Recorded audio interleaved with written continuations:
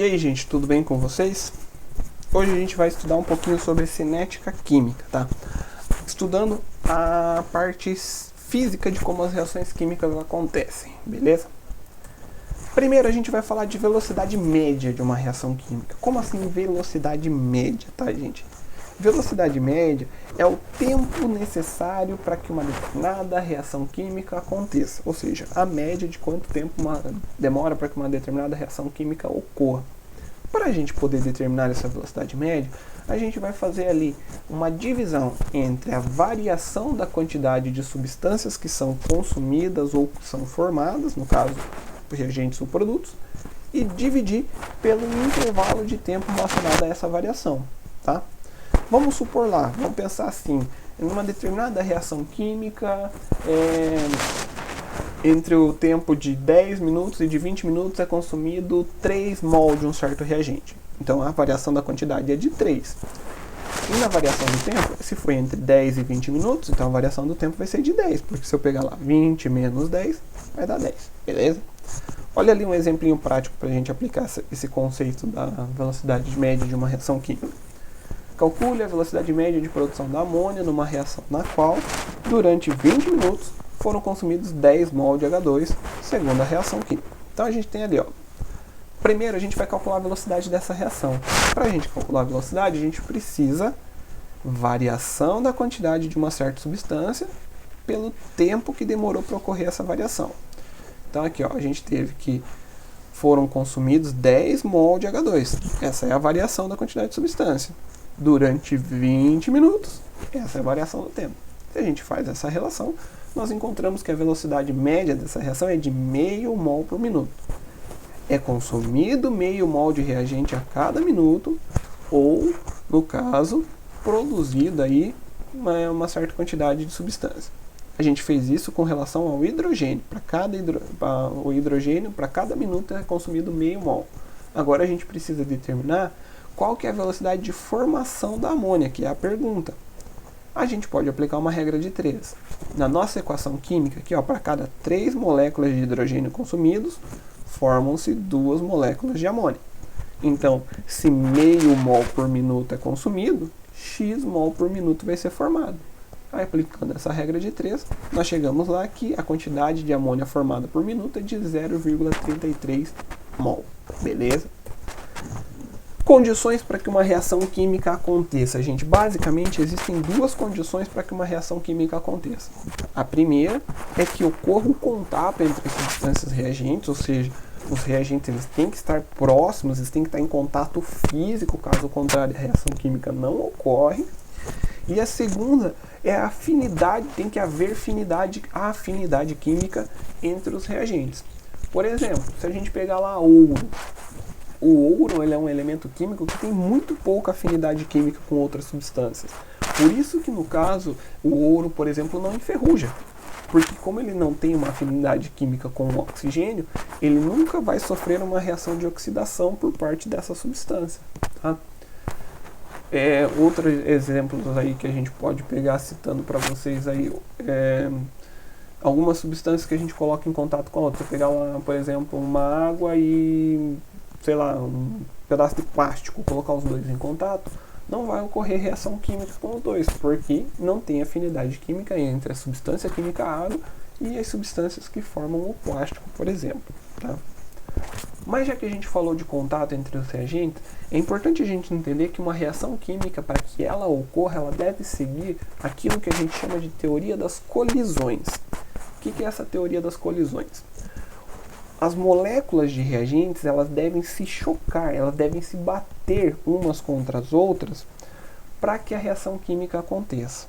E esses choques, essas batidas entre as moléculas que vão participar da reação química, elas devem ter orientação e energia suficiente para que um estado de complexo ativado seja atingido, tá?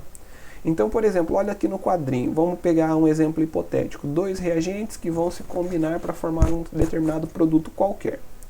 Se esses 2 reagentes eles se chocam nessa orientação, a reação não ocorre porque a colisão não é efetiva. Se eles se chocam dessa forma aqui um com o outro, também não ocorre reação porque a colisão não é efetiva.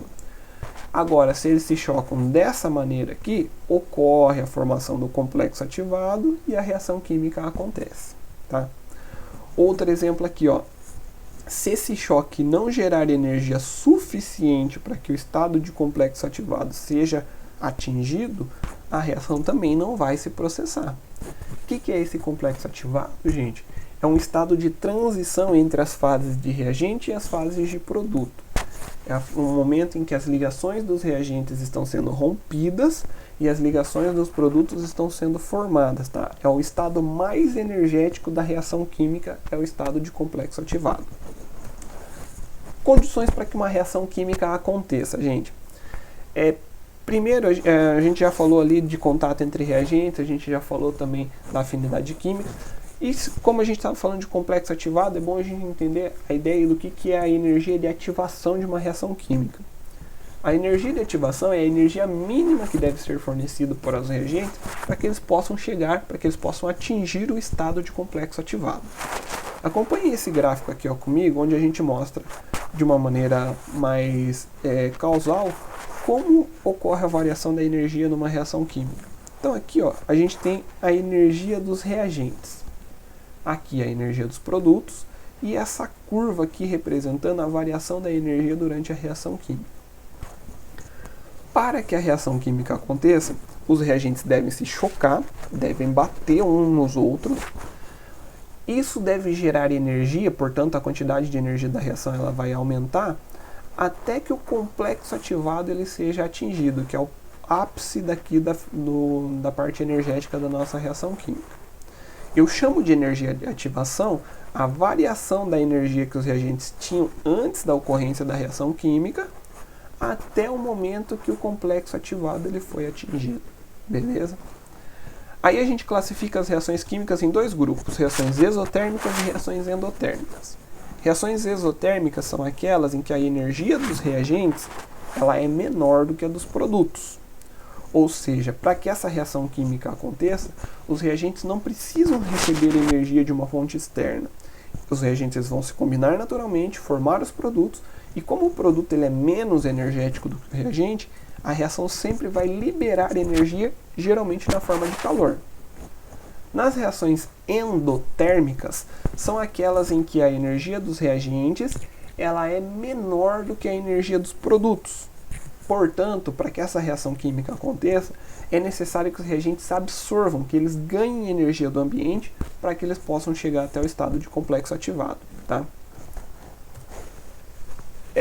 Fatores que podem interferir na velocidade com que uma reação química acontece, gente. A reação química, a velocidade de uma reação, ela pode ser alterada mudando-se alguns fatores, alguns componentes que estão presentes no local onde essa reação química está se processando. O primeiro fator que interfere na velocidade de uma reação química é a temperatura. Como que a temperatura pode interferir na velocidade de uma reação, gente? Vamos pensar assim. Qual que é a primeira condição para que uma reação química se processe? Não é o contato entre os reagentes? E, consequentemente, esses reagentes não têm que se chocar uns com os outros para que o estado de complexo ativado seja atingido? Pensa assim, temperatura é a medida da agitação térmica das substâncias que formam um material. Ou seja, o quanto as moléculas estão se movimentando, estão vibrando. Quanto maior é a temperatura, maior é a vibração, portanto, mais choques acontecem, mais contatos tem entre os reagentes e mais rápido será a reação química. Tá? É por isso, por exemplo, que a gente deixa os alimentos guardados na geladeira. Por que deixar os alimentos guardados na geladeira e não deixar eles no ambiente? Porque na geladeira a temperatura é menor, as reações químicas de decomposição dos alimentos que são realizadas por alguns micro-organismos vão ocorrer de maneira mais lenta do que elas ocorreriam caso o alimento estivesse fora da geladeira. É só você pensar lá, por exemplo, em dias de verão. Se você deixa uma panela em cima do fogão durante um dia inteiro, num dia de verão, essa panela geralmente o alimento vai estragar dentro dela. Agora, num dia de inverno, se você deixar lá um dia o alimento na panela, fora da geladeira, dificilmente ele vai estragar porque a temperatura é menor. Segundo fator que interfere na velocidade de uma reação química é a superfície de contato. Aqui, gente, é fácil a gente padronizar. Quanto maior é a superfície de contato entre os reagentes, mais rápida é a reação química. Para a gente exemplificar essa ideia de superfície de contato, pensa nesses dois exemplos aqui. Ó. Eu vou dissolver um comprimido efervescente na água. O primeiro eu moo todo o comprimido e jogo na água. O segundo eu coloco o comprimido inteiro. Em qual dos dois a reação ali de efervescência vai ser mais rápida?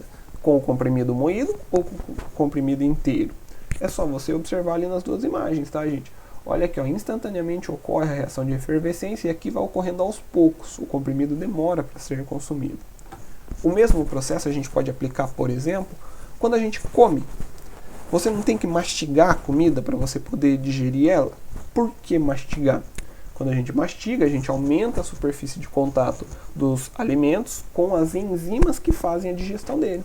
Portanto, a gente tem um maior aproveitamento desses alimentos que a gente está ingerindo. Terceiro fator que influencia na velocidade de uma reação é a presença de um catalisador. O que são catalisadores, gente? Catalisadores são substâncias químicas que, quando são adicionados na reação química, diminuem a energia de ativação dessa reação sem alterar o produto final. Ou seja, não muda o que vai ser formado como produto. Ele só diminui a energia de ativação. Diminui a quantidade de energia necessária para atingir o estado de complexo ativado. Tá? E uma característica muito importante dos catalisadores é que eles não são consumidos no final da reação química e podem ser reutilizados para catalisar uma nova reação química. Tá? Considera aqui, por exemplo, esse gráfico representando a velocidade de ocorrência de uma reação química catalisada e não catalisada. A mesma reação química. Na presença de um catalisador, o estado de complexo ativado ele é atingido com uma quantidade energética menor do que na ausência desse catalisador. Portanto, a minha reação química ela vai se processar mais rápido por causa de ocorrer um complexo energético menor devido à presença do catalisador. Tá? Outro fator que também interfere na velocidade das reações químicas é a concentração dos reagentes. Quanto maior a concentração dos reagentes, mais rápido é a reação. Assim fica fácil a gente relacionar, por exemplo, no início, quando a reação química está começando, ela sempre ocorre numa velocidade mais rápido do que quando ela está terminando. Ou seja, no início eu tenho mais quantidade de reagentes, portanto a reação ela é mais rápida. Ao final, os reagentes já foram transformados em produtos, portanto a minha reação ela vai ocorrer de maneira mais lenta. Certo, pessoal? Esse é o nosso conteúdo de hoje. Vai lá para a apostila fazer as atividades. Continuamos na nossa próxima aula. Tchau, tchau, gente.